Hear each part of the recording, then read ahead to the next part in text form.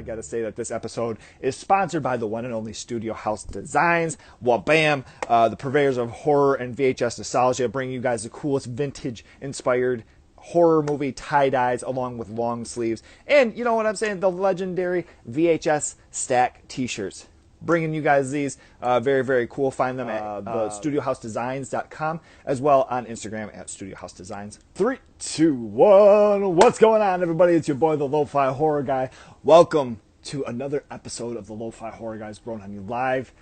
I am excited. As always, I am excited. I know I always say this, but today my guest is going to be my dude, Joko Anwar. I cannot wait. We're going to be talking his career in film, some of his movies, all sorts of great fun. So without further ado, we're going to get this bad boy right started here. Jump right on in.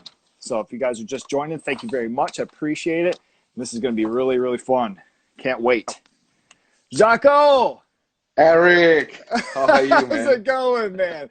Dear Lord, let me adjust this a second. Man, thank you so much. First and foremost, I appreciate your time, and this is absolutely amazing, man. I've been a fan for some time, so this is exciting for me. Thank you so much. My pleasure, because it's 7 a.m., so I'm not doing anything. I just woke up. When I woke up this morning, I was so worried that I could not make this interview because there is perhaps city-wide flood in Jakarta, and all the electricity is off, and even my phone is down. So I'm using my friend's signal.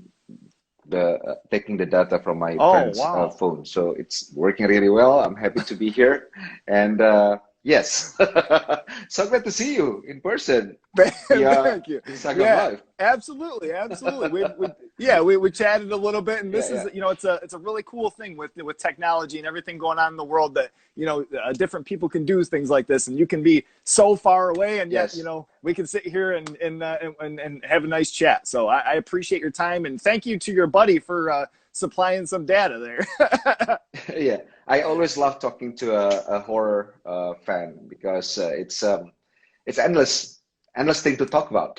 Yes, sir. And yes, sir.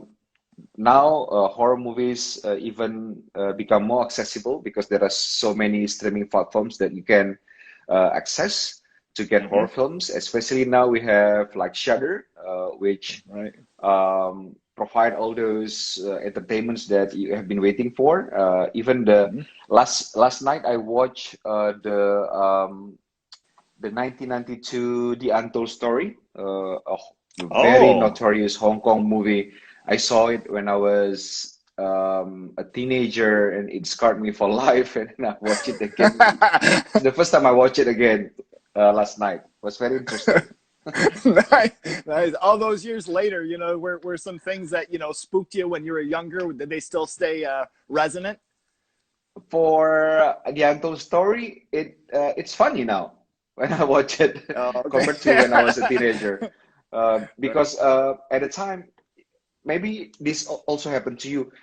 There were so many banned movies with really a notorious reputation that are very hard to get, and The Untold Story was one of them. So I hunted down the copy on VHS, and finally I got one, and I was really excited to see it. And when I saw it, I actually threw up. So oh my God! Now really? that I saw it as an adult, it was okay. It was okay. Okay, nice. Well, look, here on Growing on You Live, basically, I have, you know, just a little icebreaker question off, you know, to start us off, and then the remainder of the interview is about you and your craft, your career in film, and then I have one finale that I wrote just for you. So, you know, if you're all settled in, we're gonna get this bad boy started. I'm ready. All right, let me ask you. If my wife and I do some traveling, you know, and if we ended up coming over, we flew over to Jakarta, and I asked you, what would be a local food staple or something that we would have to try before we left? That's a favorite to you. Oh my God. So food in Indonesia is very underrated. We have more than 200 ethnic groups in Indonesia. We are very diverse, and each of these ethnic groups have their own dishes. And if you go to Jakarta, which is the place where people from every ethnic groups that you can find, we can find it here. Probably I'm going to advise you to get satay. Satay is very common, but get what is goat but very young? Veal? Yeah. Is Yep. it veal? Oh yeah, veal satay. A It's lamb. the best. It's lamb, Oh, but very okay. young lamb. So before they adult, they cut them off and they put it into the skewers and they put it Oh, into the okay. fire. And it's really the spices they put there is really good, and the sauce is also delicious. So young lamb satay. That's the dish I that I love it. recommend. I love it. Awesome. That sounds great. I'd be all over that for sure. Yes, please. Um, so now bring us back to being 5 years old and you being introduced to horror movies. How did Yeah. it all start? How did it come about to you? Okay. I was born and grew up in a community, in a society which is not society. I mean, community. My neighborhood is not very nice, not very conducive for a kid to grow up in, because the crimes are very very high. Uh, my peers, they got into crimes at a very young age. At the age of 14, some of my peers only went to jail, and there were a lot of unwanted pregnancies when people are very very young. So sometimes they get married. Some of my friends got married when they were 15 years old, 16 years old. So it was like that, the neighborhood. So I did not like what I see in my neighborhood. I did not see what I like in my family, because my family was also dysfunctional. So I, just like any other kids who got saved by films, I frequented this rundown cinema. There were, I think, four cinemas in city.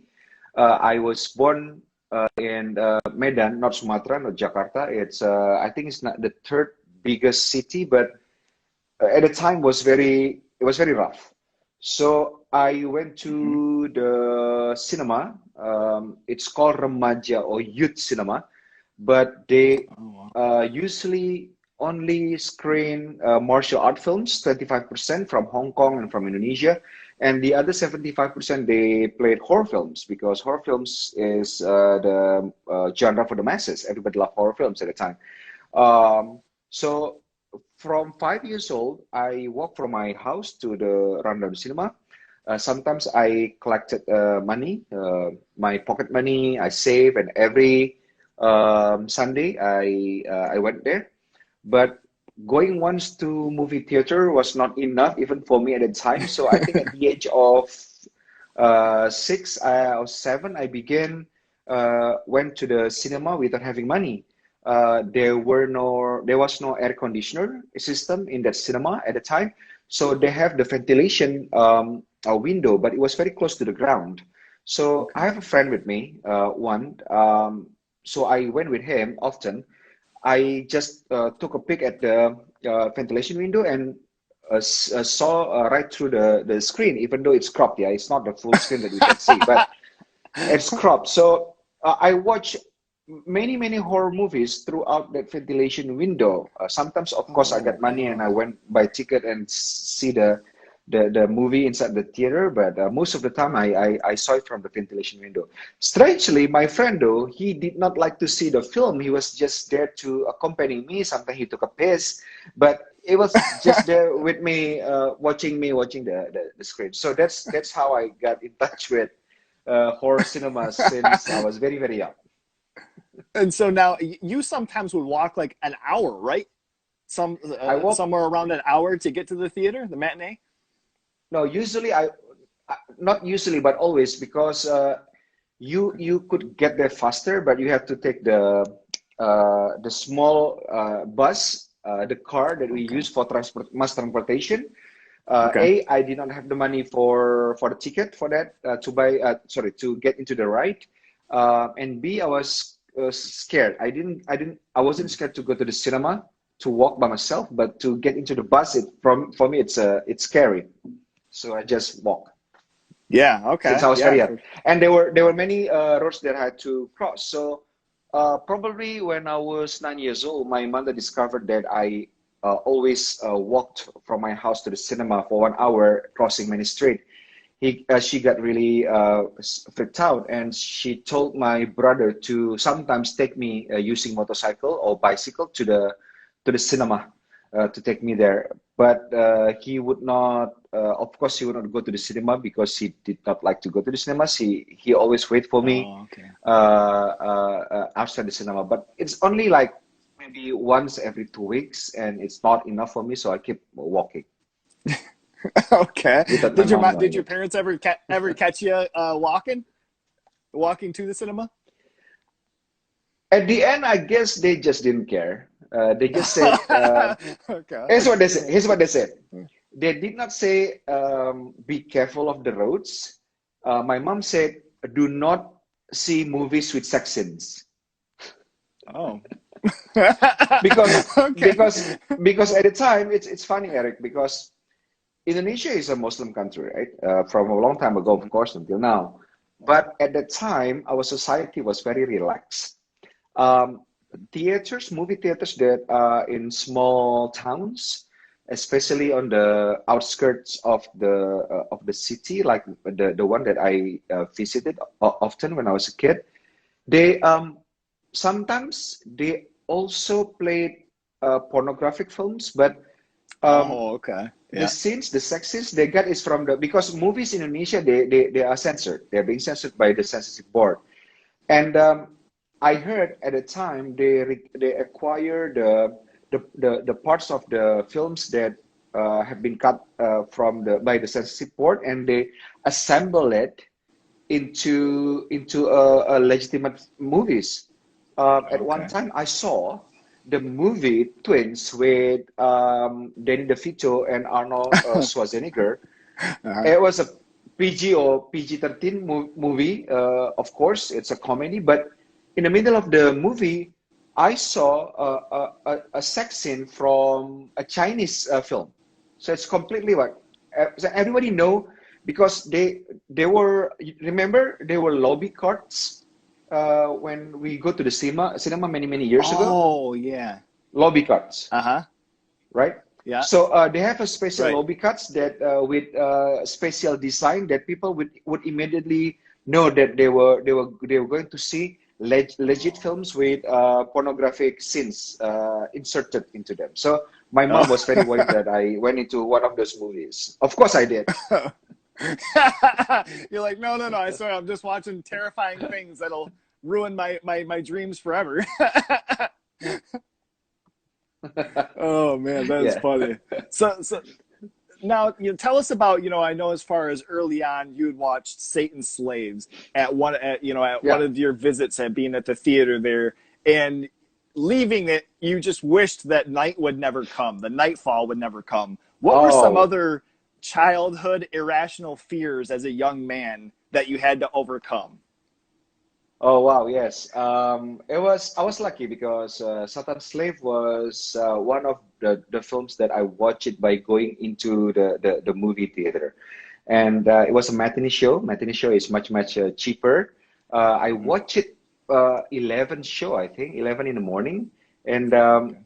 it was very terrifying for me as a kid because it Right. has the cultural elements. We're Muslim, and there was a heavy Muslim elements in the film. So I saw it, and I was very terrified by it. And you can find anything. There was ghosts, there was zombies, there were gore. We can see hand being when one of the zombies attack the family, they try to defend themselves and grab the flesh of the zombie. You can see the maggots. I was like, wow, very scary, and for me was crazy. So when I Yeah. went out about 1 p.m., I was like, okay, this it is still very it's daytime, still very bright. When I was like literally praying, please God, don't make today become night. I was very scary, and actually there there were not many movies that um, traumatized me as a kid, but it made me become imaginative.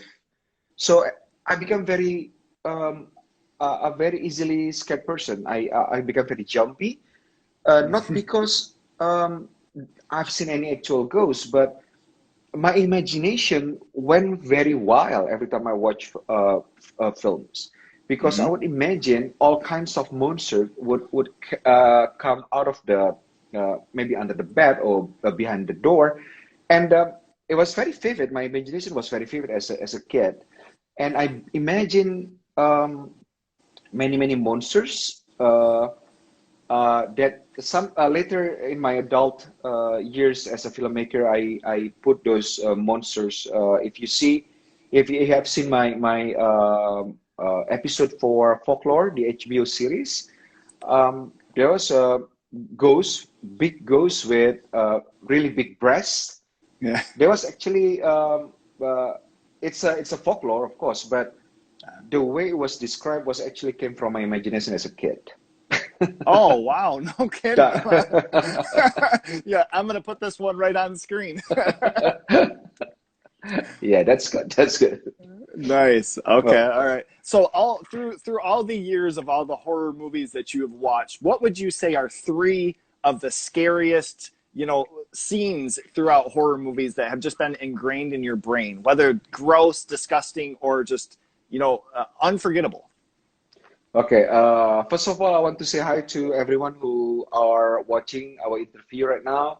I think there are some from your side and there are some from my side. Hi Yes, sir. teman-teman, halo apa kabar? Selamat pagi.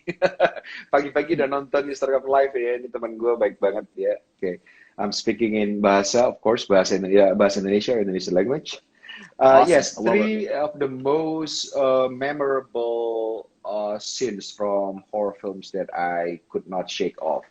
One of them must be the praying scene in the original Satan Slaves. Um, Oh yeah. at the time, we were Muslim, and all Muslim kids have to pray 5 times a day. Um, I was very worried to do the prayer since that day when I was a kid. So I think that's one of the reason why I don't pray that much as a kid. Um, and that's my mission actually, because the scene in Satan Slave where the protagonist is praying and there was a entity. Um,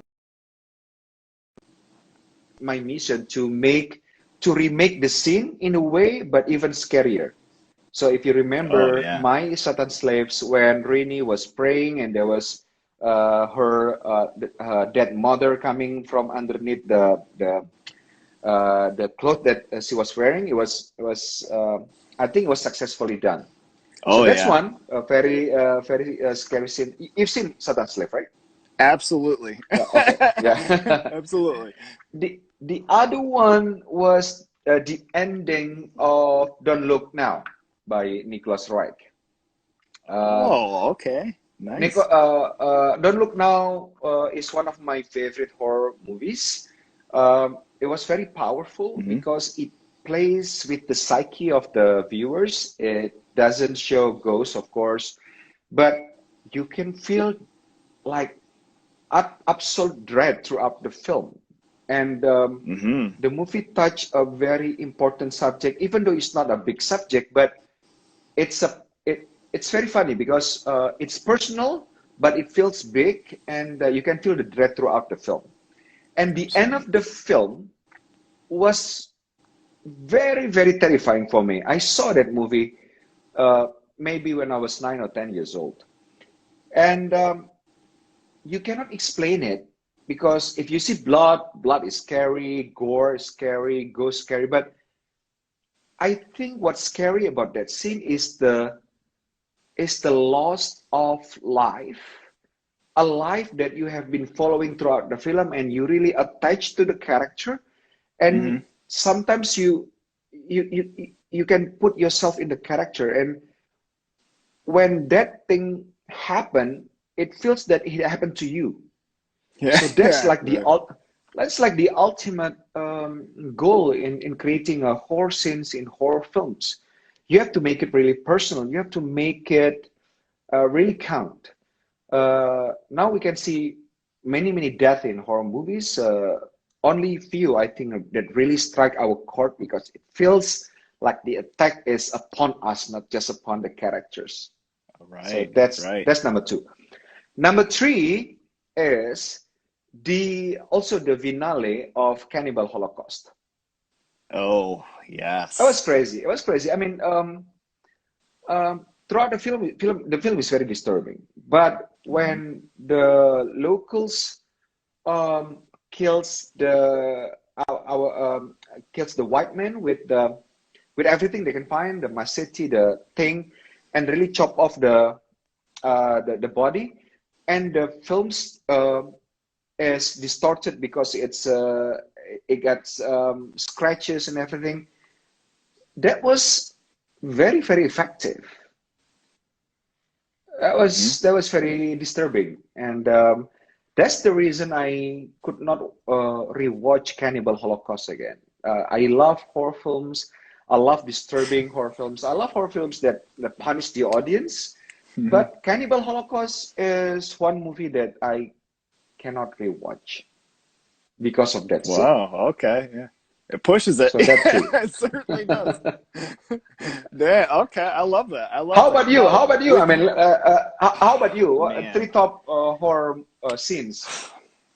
That's good. Honestly, I would have to say one would be Jaws. That's probably one of the reasons why I got into horror was the end scene when you have Quint getting eaten off of the boat there, and he gets bit into, and he starts spewing the blood out of his mouth and everything. Oh shit! Yeah. It was just disgusting out of his yell and his desperation, and then just kind of thinking of being eaten by a shark is absolutely terrifying. That too, because you root for him, so it's you can feel it. Yeah, too. Yeah, absolutely. Number two, I can say another one would be from Evil Dead 2.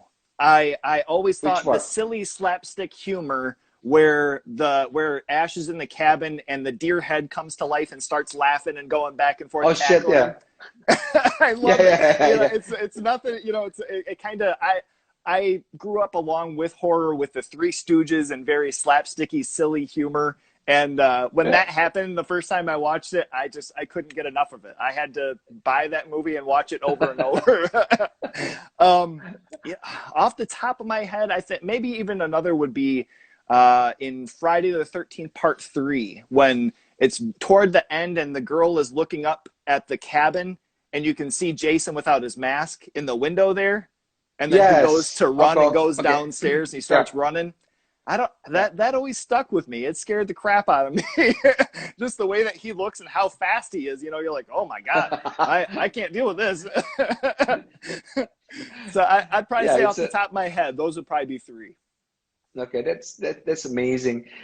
Speaking of Evil Dead, you've seen all the versions for Evil Dead 3, Army of Darkness? Oh man, I love it.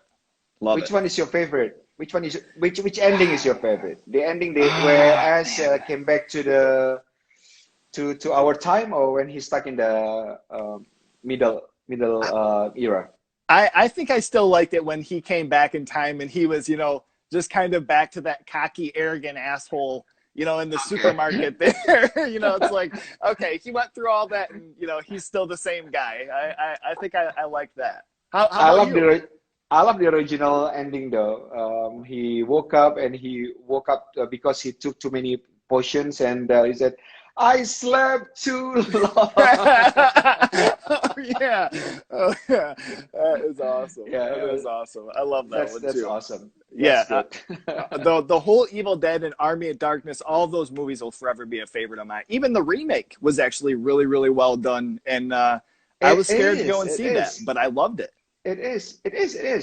Well, there were several horror remakes that are very respectable. One of them is Evil Dead, and also The Ring, the American The Ring. I also love the American version of The Ring.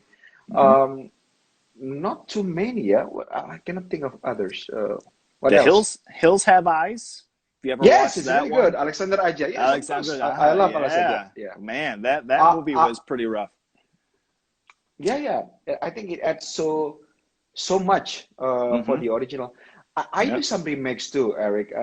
I think I have done at least now 2 remake film. Yep. Remaking film, I think it's okay, but if I remake a film that I really love, I don't try to replace the position in the other people's heart or my heart, but I will try to make a companion Hmm. to the original. So Right. it's like completing the original. That's why when I was remaking Satan's Slaves, I wasn't doing like the actual remake, but I kind of do a prequel to to the original. Hmm.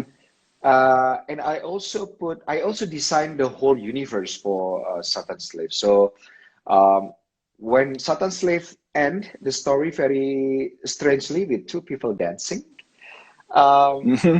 there was actually Right. a reason behind that.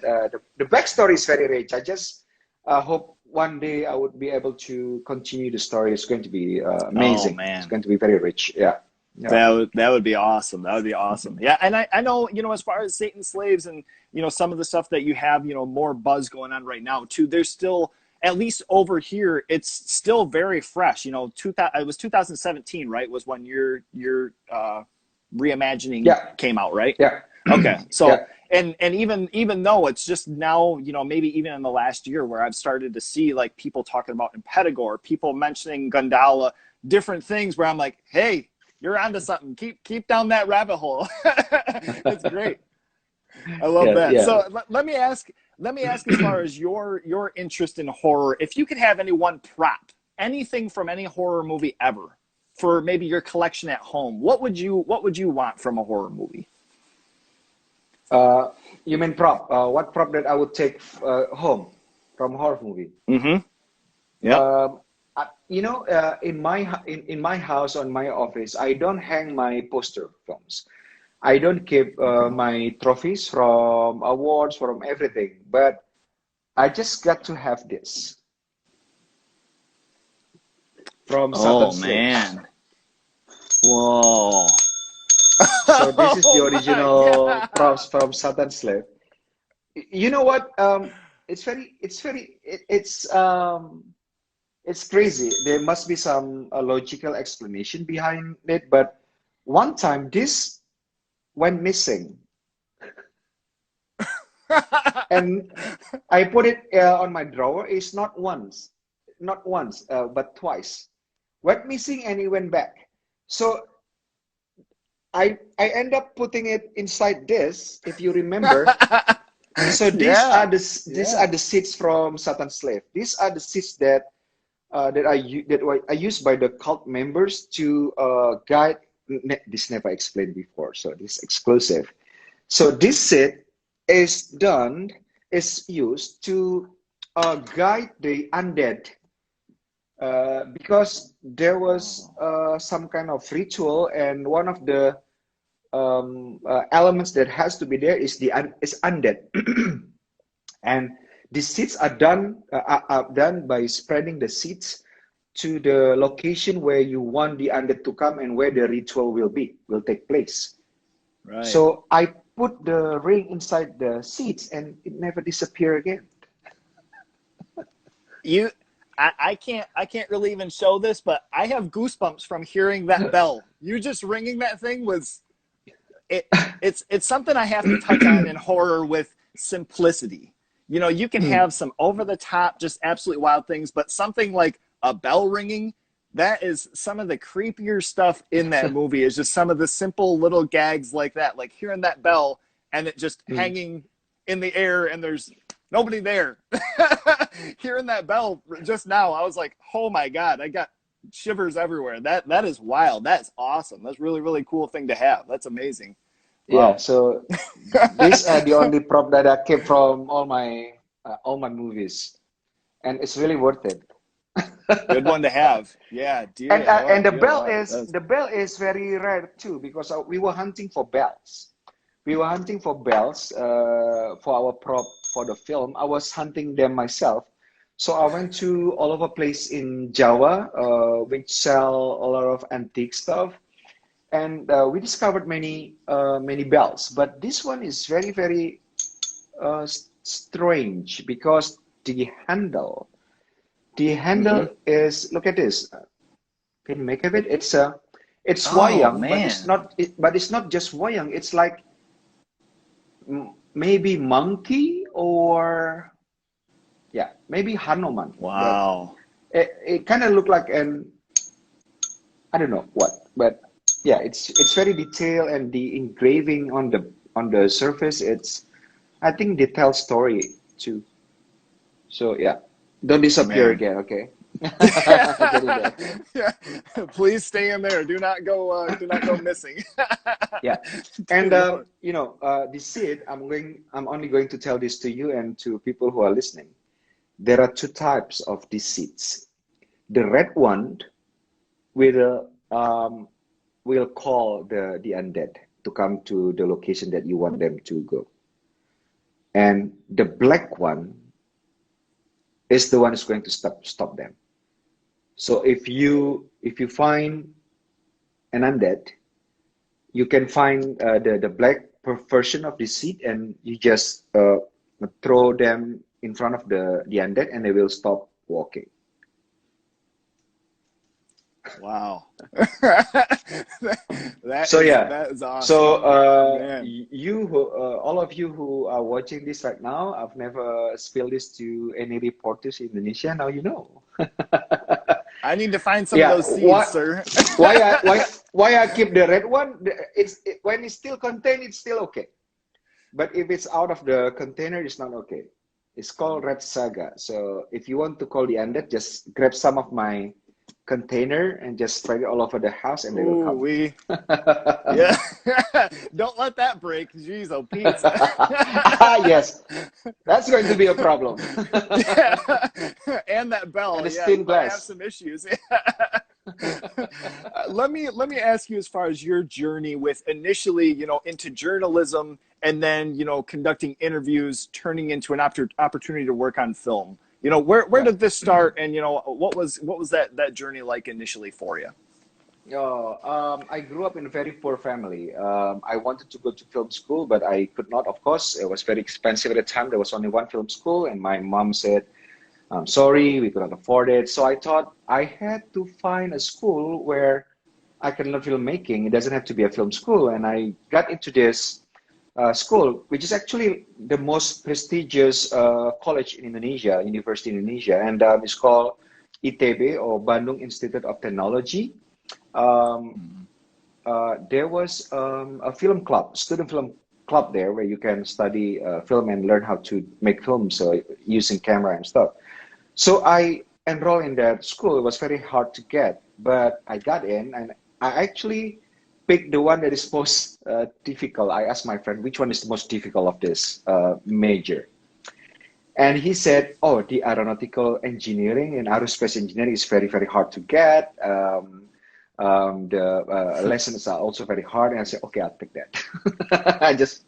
Because I want the challenge. So I went to that school in a hope to get to the film club, but I was not accepted because I had a quarrel with the seniors during the orientation time. So I did not get in. So I just finished my school very, very early, and I applied to many, many production houses in Indonesia, and they said no.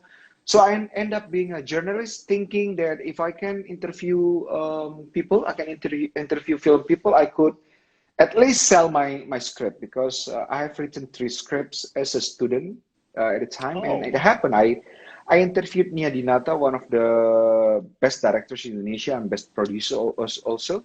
I was interviewing her, and we ended up talking about script, and she asked me how I can talk about script. I've never written script. I said I've written some script, and I sent her one of my script at 6 p.m. And at 10 p.m. she called me saying that we have to meet tomorrow.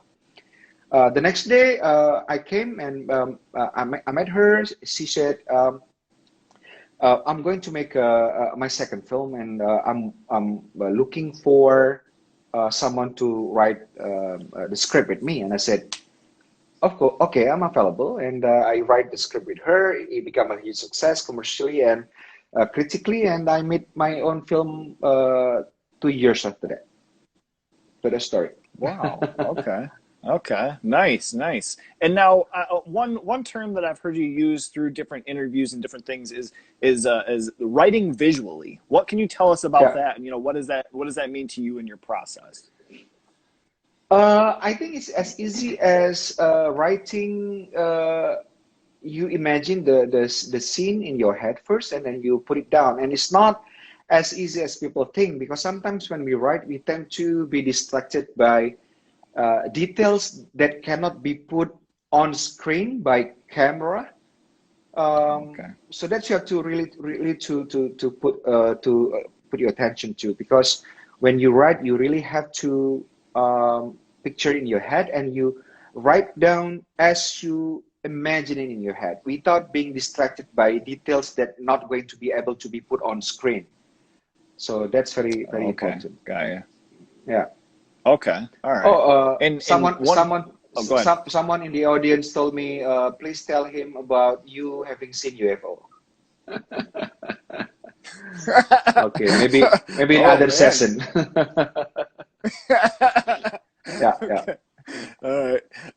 So another thing I wanted to touch on as well is that in earlier production, something that you yeah, supply casts with is a character sheet for more yeah. references to characters, maybe some details that might not have, resonated through the script. What can you tell us with some of those? What are some additional things that you put in there for your cast? Oh yeah, yes. Okay. My creative process with actors. If I am going to do a film, usually if I've worked with certain actors, okay, I know them, I've known them, but if it's the first time for me to work with them, either film crew also, or actors, I would do, I would go to have coffee with them. Sorry, I would go to have coffee with them, and just talk about themselves. I want to know I want to know I want to know them. I want to know their life. Just to get to know and get the sense whether they have the the requirement to carry the characters that I'm going to give them. Um, Okay. After everything is settled, I think they have the capabilities to be the characters. They have to be humble, because I don't work with arrogant people. So humility is one of the best qualities that people can have in someone's life. So when we start the pre-production, of course, I would give them the script, and they can read the script.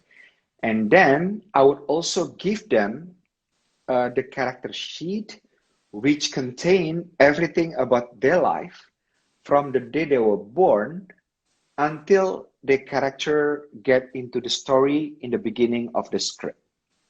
Wow. So if someone playing a character which is 20 years old, I would write down the biography. There will be biography on the character sheet, where they were born. Perhaps if they believe in the horoscope, they would use it to help building the character. Um, what schools they went to, what are milestones in the film, in the character's life. Uh, when's the first kiss, when the first sex, what are the heartbreaks. So it would be a sheet full of information about this character, right? But of course, Okay. you cannot just use those info, because perhaps it's not enough to supply you to play the character. So during the reading process, I would not call it a reading process, because we don't read the script often. We only would read the script once or perhaps twice. Hmm. But instead, we would develop the characters even more. For instance, this is how I do it. If there are two scenes in the scripts, the first scene is the character wake up in the house, and the second scene, example, they arrive at the workplace, right? Okay. And during the reading process, we are going to do the scene that is not on the script, which is the time when she or he walks from his house to the office or to the school. I would give them a situation and they have to react according to that situation, according to their characters also. And then I would tape it. I would tape it and I would give them impulses, situations where they have to respond and react. And after we tape it, we would go and sit together. And we are going to discuss whether the response from the character in that situation is suitable for the characters that we want to have or not. And it's very interesting for them because they will not be bored by the lines. The lines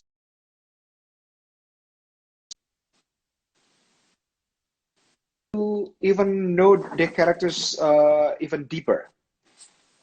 I sometimes act in other people's films just to get to know how it feels to be directed by other people. And sometimes when the director do not supply me with enough information about my characters, it's not easy for me to even move my hand. You know, you don't know what you're thinking about. Because if you are a person in real life, you don't have to think about how you move your limbs, your head or your eyes, because there is constantly something in your head, right? As your character. So my goal is to have the actors who play their characters have something in their mind as their character instead of an actor thinking about the characters. Only with that condition, they would be able to embody the characters without even thinking about them. So that's the goal. I mean, do you get captivated by, you know, you're trying to film this movie and you're like, oh, wait, this whole side story, I can make a whole other movie. I need to go and start writing this tonight. Do you just lose yourself in all these ideas? And not just... Sorry? Yes. Like I said, I didn't go to film school. And to direct actors, I learned by doing it, by being an actor, and really take notes of what makes me comfortable, what helps me, and what doesn't help me as an actor. And I just do this with my actors. And I love working with actors, not just on set, but also the preparation.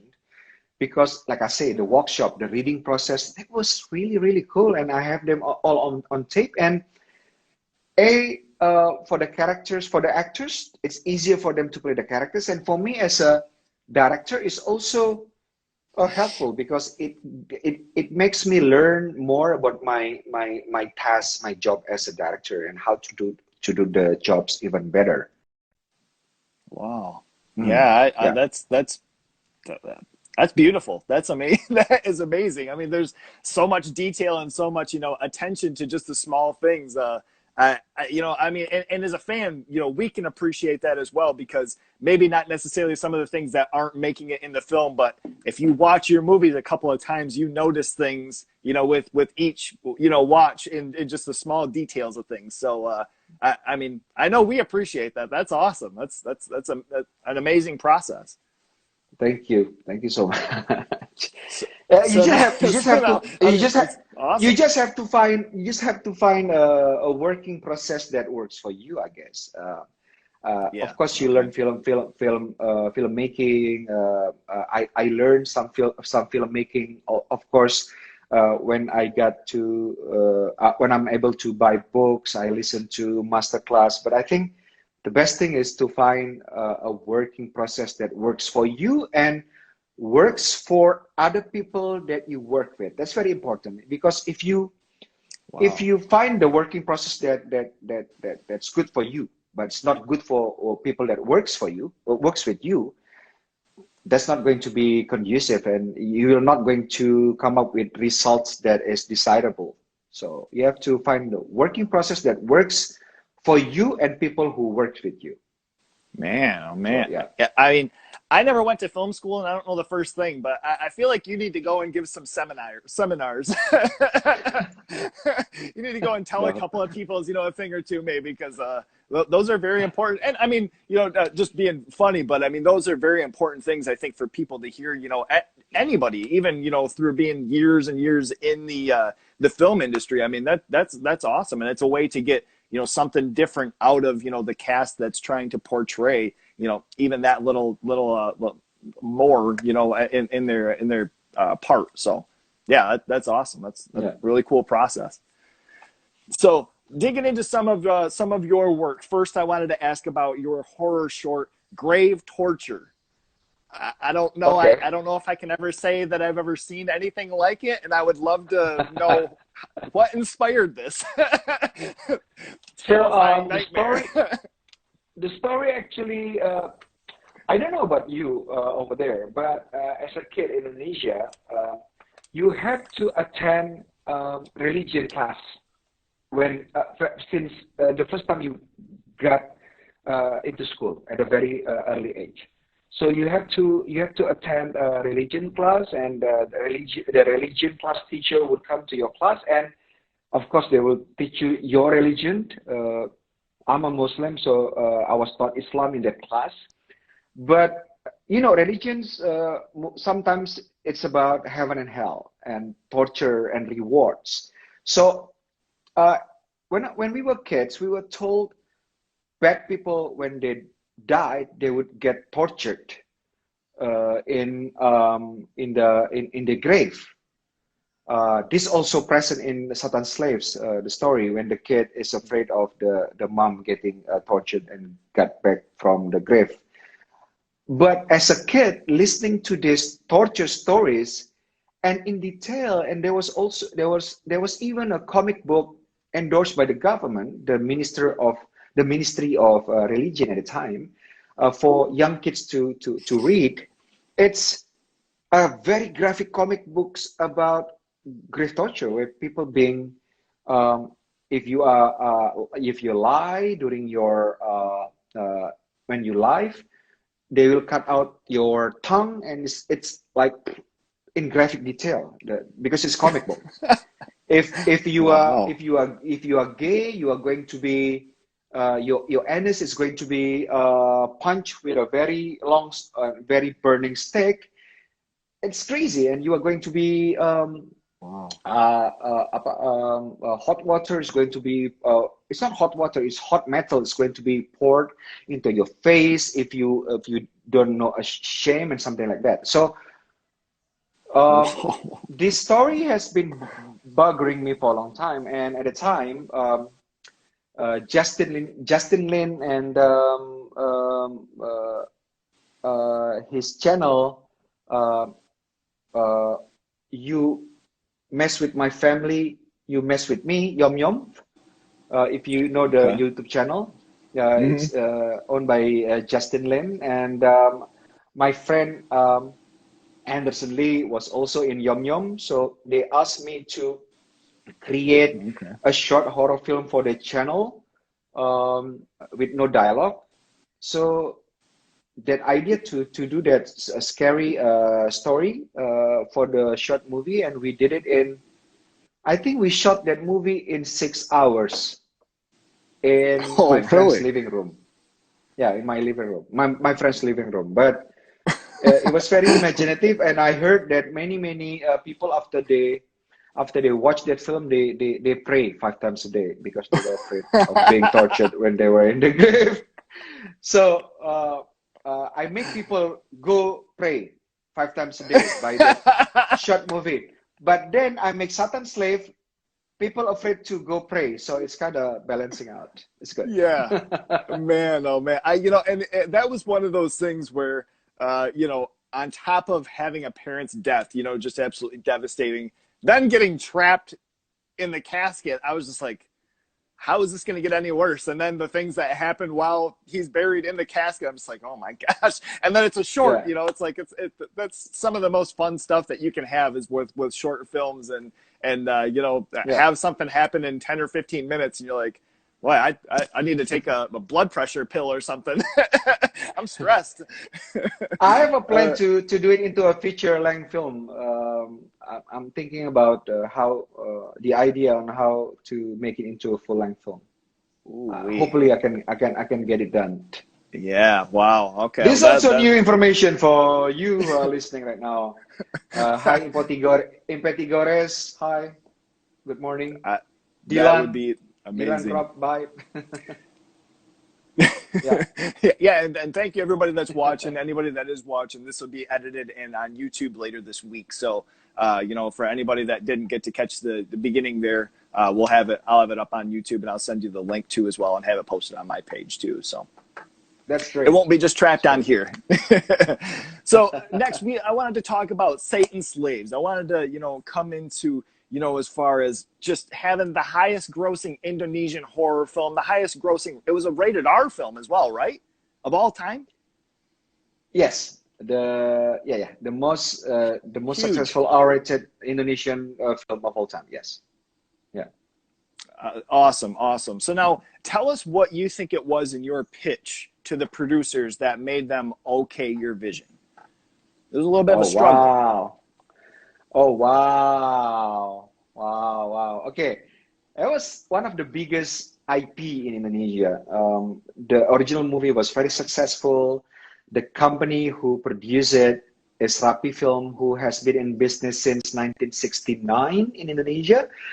They actually have some collaboration with American film actors like Frank Zagarino, David Bradley, Chris Mitchum, and they make movies for Indonesian market and for a market in America. So because Satan Slave was one of those movies that gave me like the biggest cinematic experience as a kid, naturally when I become a filmmaker, I really want to have something to do with it, to remake it, to make the sequel or prequel, and I already know the story for a long time for my remake or my reimagination of the original. So I approached the producers, and at the time, because I have never done a horror film, I've done a romantic comedy, I've done film noir, whodunit, crime story thriller. I've done a psychological thriller also, and they haven't seen me do a straight horror film. Mm-hmm. And I have made a pact with myself that the first horror film that I'm going to do is Satan Slaves. So I approached them since 2007 or 8. Every time I met them, I said, please give me, hey, are you going to do Satan Slave? If you do, please keep the project for me, please. And they just say, okay, we'll talk about it later because I've never made a horror film. They don't trust me. So I make 2 short films. Uh-huh. Once I was commissioned to do a TV commercial, and I said to them, "Can I do anything?" And I said, "Yeah, of course." So I make that horror film. I pitched them the Don Bling short movie, and then Mm-hmm. there was a streaming platform for Indonesia and for Malaysia. It's called Tribe. They also asked me to do a horror short, and I said, "Can I do whatever?" Yes. So I took elements of Satan Slaves, the Walking Dead. So I Mm-hmm. made those 2 films, and I just sent the link to the producer. I said, "Look at the horror films. I can do horror films, and please give me the chance to do Satan Slaves." Because at the time, I heard that they were going to make Satan Slaves, but they're going to give it to other director. And because I keep bugging them every time I meet them, even my friends who work with them, I told them, please tell the producer to give the Satan Slave project to me. And one day they just fed up and they said, okay, just call this Joko Anwar character to our office. Let's talk. What does he want? And then I came to the office, my lovely dear 2 producers, Pak Gop and brother Sunil, and they said, okay, we heard so much of you talking about Satan Slaves through people, to reporters. Every time you being asked what kind of project you want to do, you keep saying Satan Slaves, and you seem that you have sent us the link, and we think it's very good, it's very well made. We know you can do horror film, but what are your story?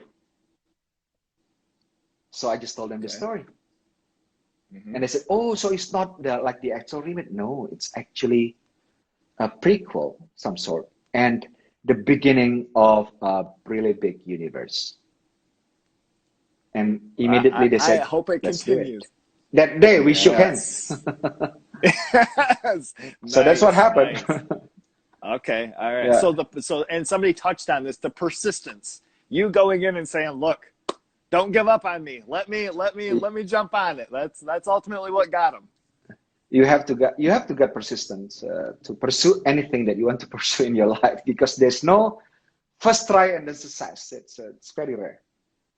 Yeah. Wow. Okay. Beautiful. Now, tell us about, in your take on Satan Slaves, tell us about how you tackled the motorcycle truck accident scene, which, if anybody watching hasn't seen it, you might want to turn away here or cut off for a minute, but that was rough. That was rough. Let's talk that a second. That's rough. Yeah, it was actually, the shooting was very, very difficult, because it was already, when we started shooting the scene, it was already 5 p.m. and the sun is about to come down. So I actually set the replacement for the actors. What do you call it? It's not the doll, but the thing, the doll body double. Myself under the truck. I put it myself. Oh, okay. I set it up.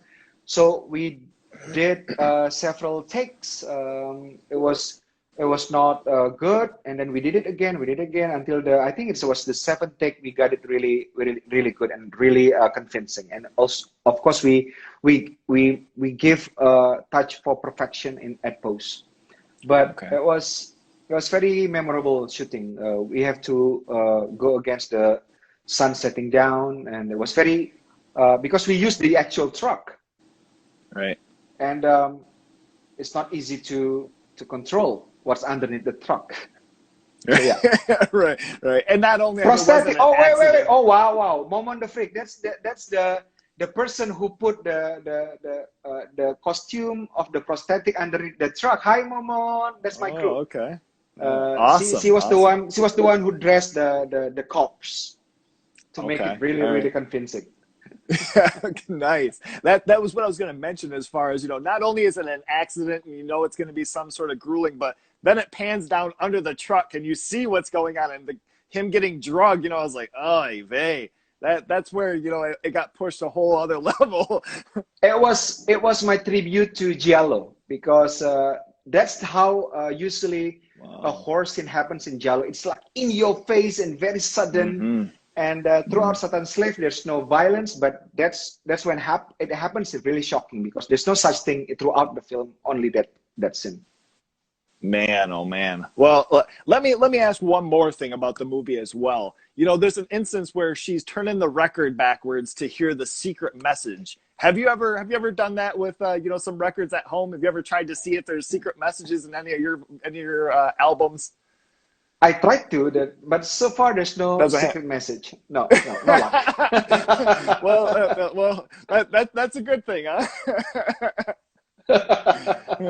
Oh man. Dear But Lord. you know what, the message on the record, you're going to use up all the time, right, for the Instagram live, 1 hour. Is that okay? Yeah. Yep. Okay.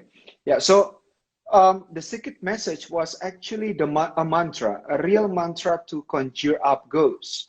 It's we acquired from we call it a Lea guru. Lea is one type of ghost in Bali, and he was actually someone who can conjure up ghosts, and we put that in the film. It's not just creepy, but when we were doing the sound mixing in the studio, when we got into that the record playing and that mantra come out, there was a child crying in the left corner of the speaker, and we turned it off. We turned the machine, and we kept listening to the child crying. That was one of the most horrifying moments in doing Satan's Slaves. And the people in the studio kept telling people that after that happened, the child crying incident, there were so many things, things being misplaced, someone got whispered, but nobody there. So it's strange. There must be some logical explanation, but I don't know. Maybe a file of another film, a child crying stuck in the one of the machine, and we listen to it. I don't know. So yeah. Oh man, I mean, maybe yeah, just try and tell yourself that a little bit more, just so you don't have that in the back of your mind, because that is horrifying. Oh my gosh, dear Lord. So we're Yeah, talking, it's we're an talking interesting Satan question because slaves. sometimes if you talk to interviewers and they have interesting questions, you don't feel it, and especially when someone interviewing you and they have shared the same love with you for horror. I think it's going to be very very nice, and you don't feel like it's Awesome. long. Yeah, Yeah. yeah, absolutely. I love that. All right. So we were talking Satan slaves, and I wanted to ask you about this bad boy. Severin Films Yes. released this copy of Satan Slaves, and I wanted to ask Yeah. you how did you get involved as far as they kind of asked you your story on how Yeah. you became with the film, and then they included two of your shorts, which I would like to talk about here in just a second. Yeah. Well, so, Severin Films is, I got so many favorite labels, video labels. Mm-hmm. Severin Films, Aero Videos, Criterion Collection, of course. Um, so actually, David Gregory from Severin Films contacted me he emailed me saying that he is interested to release the original Satan Slaves through Blu-ray. And I said, seriously? Okay. A, it's my favorite Indonesian horror film. B, it's my one of my favorite video labels. And C, it's my chance because, oh my God, even now where you can buy so many, you can watch any movies on platforms. I still collect Blu-rays.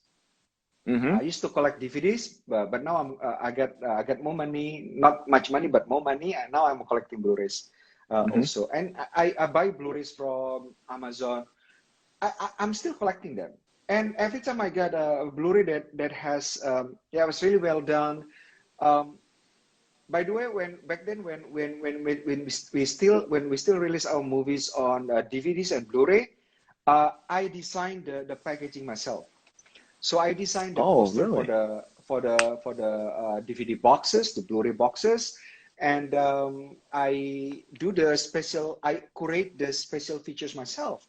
I love having all the special features, the making of it, the behind the scene, the trivia, everything, the audio commentary on that DVD or Blu-ray collection. So I think it's my chance to be involved in that process. And David from Severin said that we're not going to do just standard release. We want to make it really luxe and exclusive. I said yes, please. Let's put whatever we can find because you know it's very hard to find the behind the scene because at the time I don't think they even do behind the scene for Indonesian films.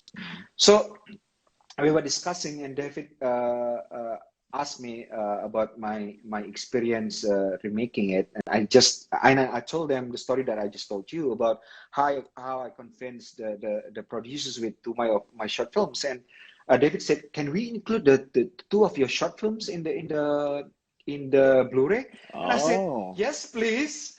That was such an honor to be put in the same in the same disc.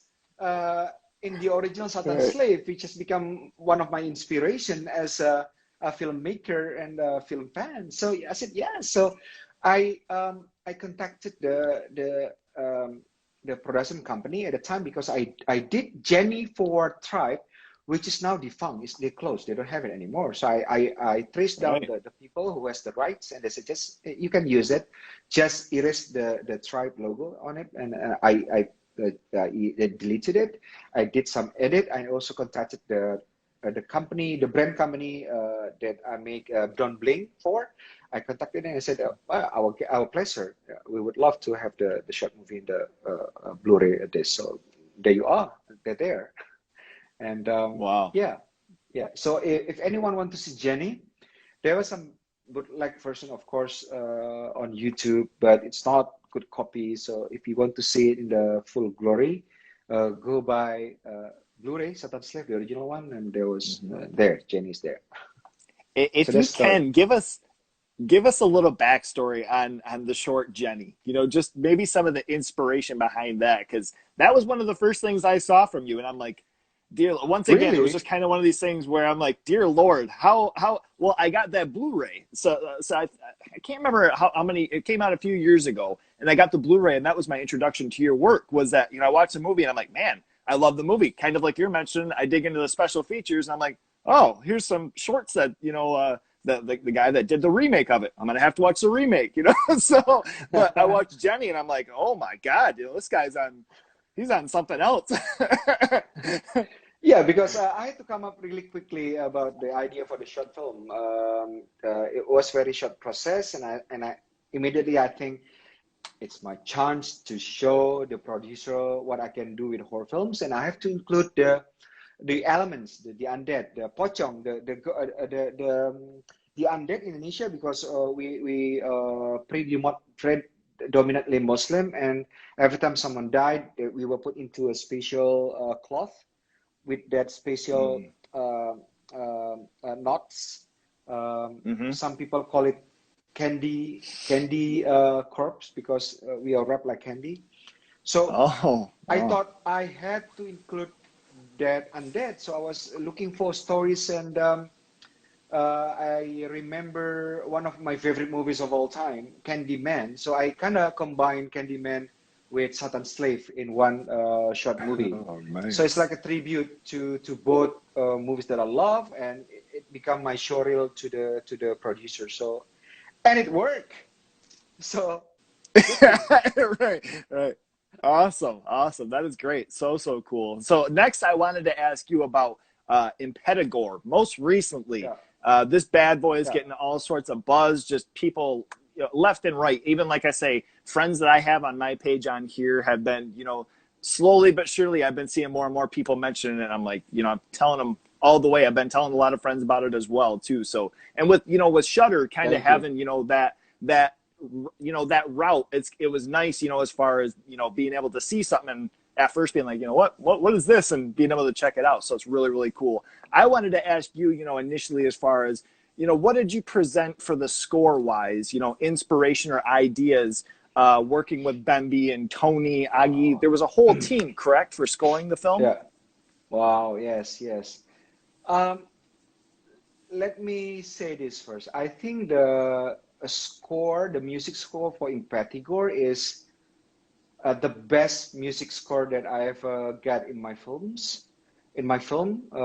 And because every time, like this, okay, every time I work in a film, I want to have something to challenge my crew, my team. Mm-hmm. So, especially for the music score, I keep saying to them, this is this is chance to come up with something new. For example, if you seen my movie called Modus Anomaly, in the US it's called Ritual, the Oh, year okay. Yeah. 2012. I told my crew, my music directors, Agi Narotama, Bembi Gusti, at the time,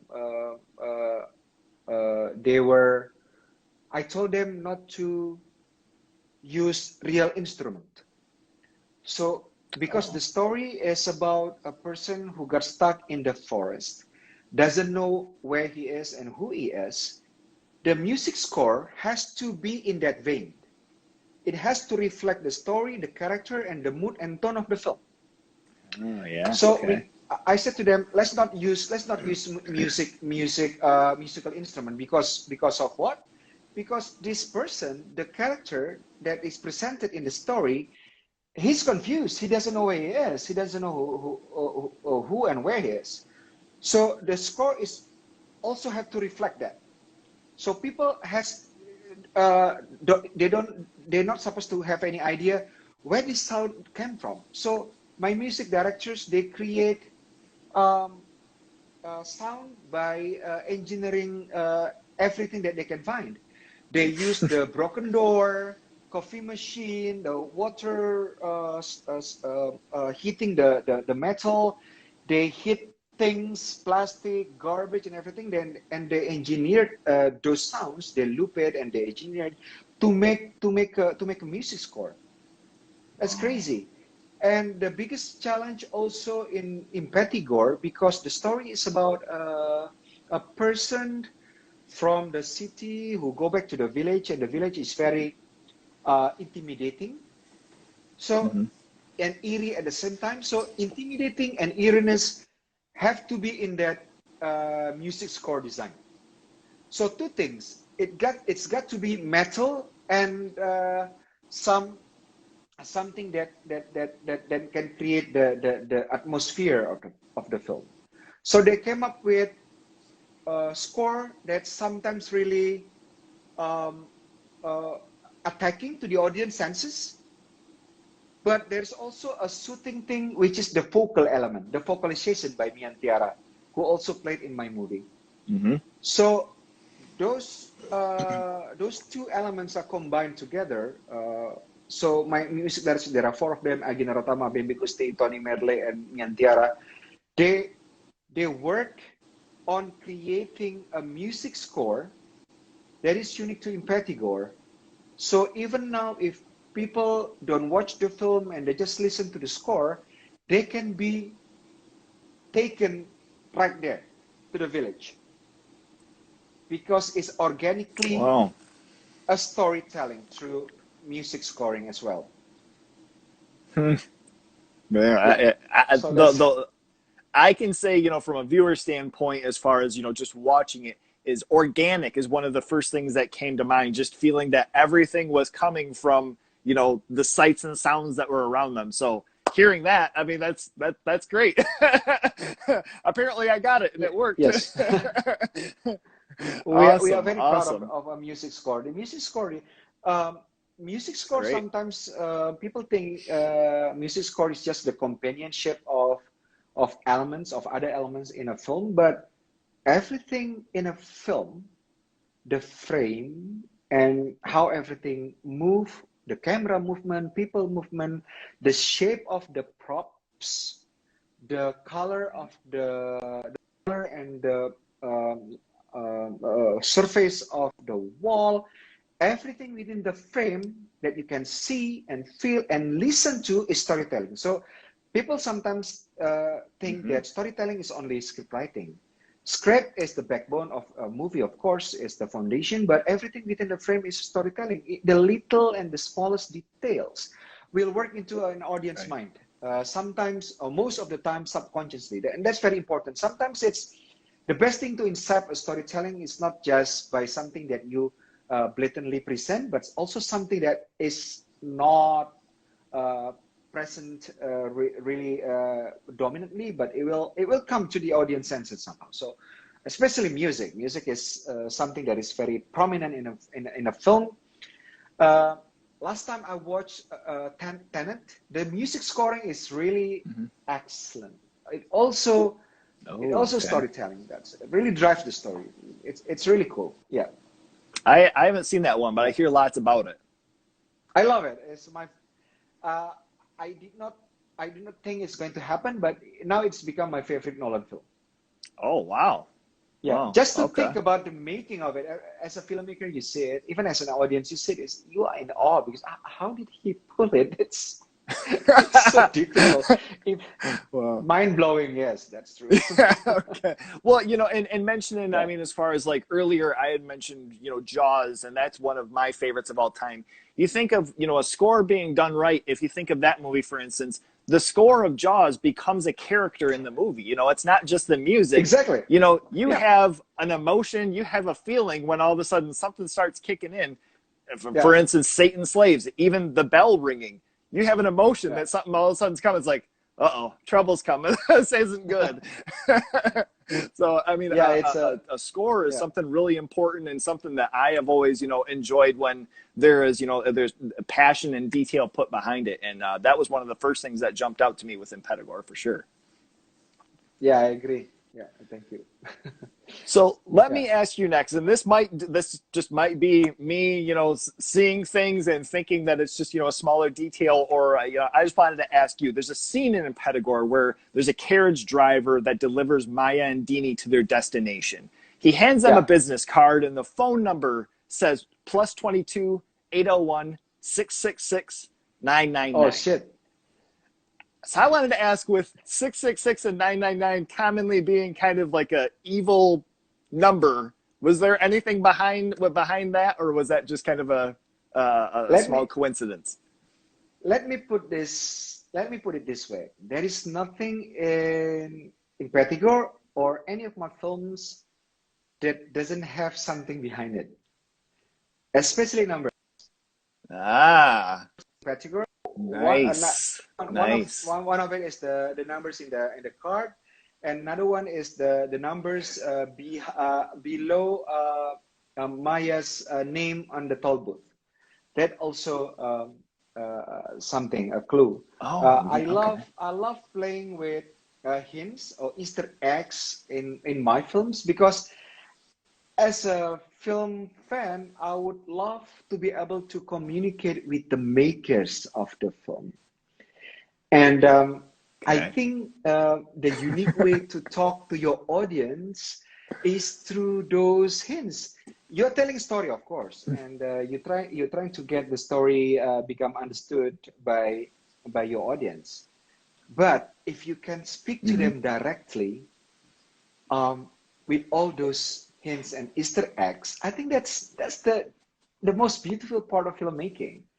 So I would love to do that also in Yes. my films, because every time I see Awesome. something put by the filmmaker. Oh, okay, the filmmaker is like winking to me. So I Uh-huh. love doing that also in my films. So there's nothing go um, and there's always something behind everything. So Yeah. keep your Okay. eyes Okay. Okay. on Uh, small details. and I should say that I shouldn't have figured that it was a coincidence, but it was one of those things that in watching that movie, I've seen it a few times now, and it was just one of the last times I watched it. I paused it and I kind of looked at the card and I'm like, ah, okay, I see what he did there. Very Yeah, nice. I like sometimes that. people discuss it, Nice little especially detail there. the one that there are so many hints in my third movie, Forbidden Doors. Actually, the Forbidden Doors, there are so many hints for my future films in The Forbidden Door in 1929, 1920, in 2009, sorry. And there were so many hints, including movies like Impetigore. There was also a hint there. Um, if you can get your hands on The Forbidden Door, please watch it. Or I can send you a copy. Oh man, I've been looking for that, and that's one that I can't seem to find. Whether it be even something just trying to see on YouTube until a physical copy comes out, I have not been able to find Yeah. that bad boy. And man, a lot of people talk really highly about that movie too. So that was one I was There trying to is see there is before a this, but can there is a talk though that is probably is going to be released on Blu-ray in the US. Hopefully, it's going to happen. Hopefully, it's going to land in one of my favorite labels as well. oh So man, hopefully, who wow. knows? That would be awesome. That Yeah, would be so, so cool. Wow. All yeah, right, let me ask you last but not least here on with Impetigore, as far as with yeah, the shadow puppets, the shows being a very, dominant inspiration for Impetigore. Tell us about the show that was in the movie, whether, yeah. the music that was being played, or, the actions and what was being seen. Were those based on things that you had actually seen in shows yourself? No, it's actually because doing Impetigore, we have a consultant. He's a real shadow puppet show master, not Oh, just wow. a master, but he is the chairman of the shadow puppet organization in Indonesia. So I was consulting him about a story that can reflect the story that is being told in Impetigore. And he told me that there is this story, and we use it. Actually, it's not long. It's very short. The shadow puppet play in Impetigore, but it's taken from the real tale that is actually it mirrors so much with the story in Impetigore. It's amazing. He asked me, "What's your movie is all about?" I told him the movie is about this and this and this, and he said, "There is a story like that about death, about the death of the of babies and someone who is trying to save his daughter, but end up sacrificing many other people." And I said, "Oh wow!" And then because shadow puppet play in Java in Indonesia, usually the running time is very long. Sometimes they play probably 7 to 8 hours for a story to be Wow. completed. So just we took some excerpts of the story of the scene, and we put it in Impetigore. So it's really something that we had to find to mirror the story of Impetigore, and it turns out there is a story like that. So it's amazing. Yeah. Wow. Okay. Okay. That is awesome. Now, as far as did you attend shadow puppet shows when you were in your youth, or am I Oh, misguided with that? Eric, there is someone made a comment from the Mania 11. Can we answer this, perhaps, Sure. Yeah. Eric? Absolutely. Yeah. This is your time, man. From the Mania 11, if I think again, what I don't like from Impetigore is only the flashback. Okay. I'm not supposed to say this because I'm a filmmaker. A filmmaker should not tell about his movies what his intention for one scene, because if you're a filmmaker, you are telling a story through films. Why do you have to explain the scenes, right? But I think because there are not many people here, there's not like hundreds and thousands of people. So I think it's okay. It's exclusive information. So the scene where Maya is being approached by the three little three little ghosts, and they incepted the vision inside Maya's head. That scene is people call it flashback. It's not actually a flashback. It's a vision where the ghosts incept these scenes to Maya. And we did it. The most difficult scene to shoot, the most difficult part of the movie is actually that scene, because we are doing everything on camera. So the way we shoot it is in the beginning of the shot, we would release the lens, and then I would give two instructions. First, I would say lens on, and then action, or action, lens on, and then lens off after we finish the shot. It's very difficult, but that's not the point. The point is, if you follow one of the plot points where the character Rati, played by Asmara Abigail, said, a curse when someone make a pact with the devil, he did something evil, and that resulted in a curse. There is no way a curse cannot be undone. They can only be transformed into another form of evil, right? So Okay. when the ghosts, the three little ghosts, they are trapped in this limbo, right? They cannot escape. They become ghosts because they wanted to go to the afterlife, but they cannot. And the only way they can do it, the only way they can go to the afterlife is if they are buried together. The bones and the skin buried Skin. together in one place. So that's what the ghost told Maya, and that's what she did. She buried the skin and the bones together, and they are being released. And the ghost lied, because the curse doesn't disappear. Doesn't It disappear. becomes another curse at the end of the film, which is the old lady turns into a ghost. In Indonesia, it's called palasik, Okay. which is a ghost that eat children. So it's the origin of palasik. I've said this once, maybe in Clubhouse, but I said it again. It's the origin of palasik in the end. So Maya is being lied to. So how come it's a flashback when it's not true? So it's not a flashback. Wow. It's not just technically, it's just not a flashback. But you cannot like tell people you're wrong. But it's your shortcomings of your storytelling if people don't get it. But yeah, that's what it is. Wow. I that's certainly something that I've seen from different people's, reviews of the movie and different things. And it's never my intention. I'm not going to bring those things up. And normally, I appreciate people commenting and watching and such, but, out of an appreciation for your time, I don't watch those things. I'm glad that you caught that, because that is an absolute amazing answer. That is so, so cool. And I hope for people to see that, because I Yeah, kind of thought that was along the lines of what it was that was supposed to be, as opposed to being some sort of like a flashback that's just, portraying what she has to do. yeah, That is amazing. yeah. Bravo. You're going to put Whoever this. asked You're that going too. to you're going to put this on YouTube, right? Yes, sir.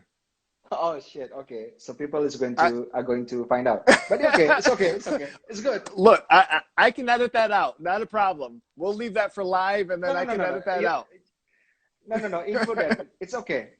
All right, man. Oh Yeah. man. Well, that was beautiful. Absolutely awesome. Well, look, Yeah. this is wrapping up our time. You have given me way more than what I have even asked. I do have one finale question for you, but this is your opportunity, Jocko. If you want to let everybody know what you have going on, what maybe this year's coming up, maybe some shout outs to different people. This is your time, sir. Oh, well, if the pandemic is not happening, there would be one movies that would come out end of last year or probably mid-year this year. But I think we're going to wait to do that movie until it's safe to shoot, and if the theaters are now later on becomes full capacity again, because I think enjoying the movies that we do together with many people in the cinema is going to be It's awesome, and I important. would love to see my film being played in the cinema so people can watch it together. Going to cinema is also a social experience, because you watch with a bunch of strangers that you don't know, but you kind of in one agreement to be silent. That's the beauty of Hmm. movie going in cinema. Um, I have several projects as well in Indonesia in development and outside Indonesia. Hopefully, I'm going to be able to shoot them very soon. I cannot tell you guys the title yet, but uh, Okay. they're going to be interesting.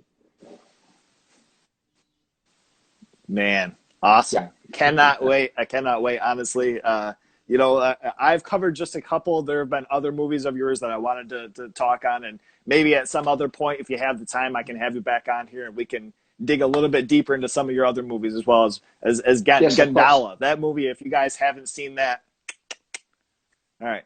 I'm gonna Yeah. I'm gonna stop because you're right here and you made it. But that movie is awesome as well. Thank you so Very much, great. Eric. Really happy to have this conversation. Let me leave you off with this one here. So this is just kind of a silly, Yeah. off the beaten path question that I came up with. It's a finale that I would like to call Impuppet-gore. So as opposed to Impetigore, I wrote Impuppet-gore, and basically this is with, if you were to collaborate with the Jim Henson Company, and the whole film were made of puppets. There's Yeah. two males and two female characters. Who would you want to Yeah. voice the lead characters? Two males, two females. Kermit and Miss Peggy. And you know what? If you're talking about in Puppet Gore, I would love to see Muppet Show with all the characters killing each other with blood spurting all over the place. Oh my God. That would be absolutely amazing. That would be amazing. Terrifying, but that would be amazing.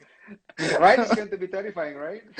Oh my gosh. All right. Look, thank you so much again. Thank you so much, Eric. I Yeah. cannot tell you that enough. I appreciate this. I appreciate your time. Everybody go and check out Jocko's stuff. You can find his stuff on Shudder, Amazon Prime. as well as where are there different streaming services local to you that your movies are on?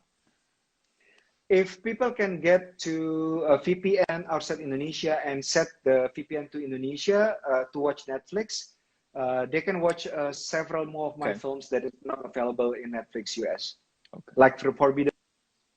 Oh, okay.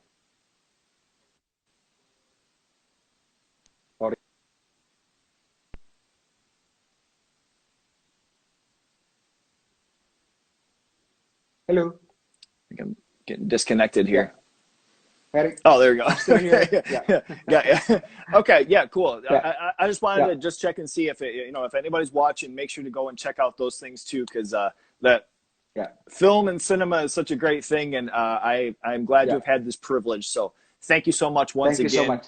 Thank you, You Eric. take Terima kasih care. teman-teman Stay semua. safe. Thank you guys. Yeah, bye. Thank you. Stay Stay safe. healthy. Bye bye. Bye. Lo-fi Bye. horror guy, Joko Anwar. Have a good night. Bye.